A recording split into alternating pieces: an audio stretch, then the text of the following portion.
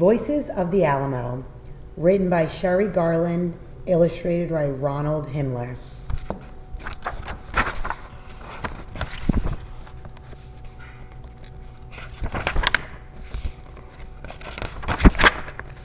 "1500. I am a Payaya maiden gathering pecans beside the river. When flowers blanket these hills in spring and the buffalo thunder across the plains, my heart sings with joy, but this earth does not belong to me, for who can own the wind and the rain?" 1542. I am a bold conquistador, born and raised in Spain. Upon my swift and mighty steed, with sword in hand, I search for cities of gold and take what I please. I Christian this place, the great land of the Tejas, and claim all that lies before me in the name of God and of the King. 1745. We are humble padres with bare feet and robes of gray, come to save the souls of the gentle natives here. Beside this peaceful river called the San Antonio, we built a mission of chalky white stones cut from the hills nearby. The walls are thick, strong enough to last forever, but I fear this land is too wild to be tamed. 1803. I am a Spanish soldier biding time in this abandoned mission, whose unfinished roof lets in winter snows and summer rains. We call this fort the Alamo, the word for the cottonwood tree. We planted cannons where crosses used to stand. We polish our swords with dusty cells where padres used to pray, and keep our eyes open for the enemies of the king under a moonlit sky. 1821. I am a Tejano rancher, born and raised in Texas, like my father before me.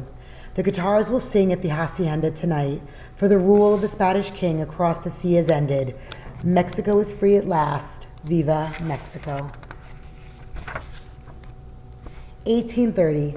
I am a Texan farmer who followed Stephen Austin from the United States to this wilderness, where few Mexicans choose to live. I cleared the woods and tilled the soil. I fought off endless Indian raids, watched my children die from fevers. It was a harsh life we led, but this land is mine, and I will love Texas forever. I am Antonio Lopez de Santa Anna, the general of all the Mexican army and beloved El Presidente since 1833. These ungrateful Texans annoy me greatly. They swore to be loyal citizens of Mexico, but they still cling to their American ways and complain about all I do. New scoundrels come here in droves, illegally taking Mexican lands. Until now, there are tenfold more English-speaking Texans than loyal Spanish-speaking Mexicans. I shall raise their taxes and take away their rights.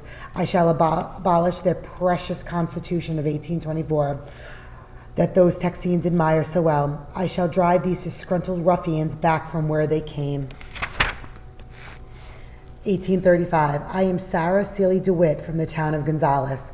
When Mexican dragoons demanded our little cannon, the useful thing that wouldn't hurt a fly, I tore my daughter's wedding gown to sew a flag for our boys and men. Come and take it, we stitched in big, bold letters. I am proud to say our flag waved victoriously as our boys in buckskin chased those soldiers away, then marched on to San Antonio and later seized that old mission called the Alamo. One thing deeply worries me, though. The humiliated Mexican general they defeated there was Santa Anna's own brother-in-law. February 10th, 1836. I am Davy Crockett, volunteer from the mountains of Tennessee. I am half horse, half alligator, and a little touched with a snapping turtle. I can wade through the Mississippi, leap the Ohio, and ride upon the streak of lightning. I can whip my weight in wildcats, and you can throw in a bear or a panther, if you please. Me and these Tennessee boys are here in Texas to help out James Bowie, hundreds of other volunteers. Why, we have come from all America to fight old Santa Anna for liberty, and maybe get a few acres of land for our troubles, too. I am a February 23, 1836. I am a poor peasant from the valleys of Mexico. One day soldiers dragged me from my cornfield and forced me to join the El Presidente's army to fight in his latest war. Death haunted us for hundreds of leagues as 4,000 men and mules marched over the rugged mountains and desert through the bitter blizzards with little food, water, or blankets to protect our bare feet from snow. When I arrived today at the river called San Antonio, my sergeant shoved a musket into my hands, pointed me at the old mission, whose chalky white walls glistened in the winter sun.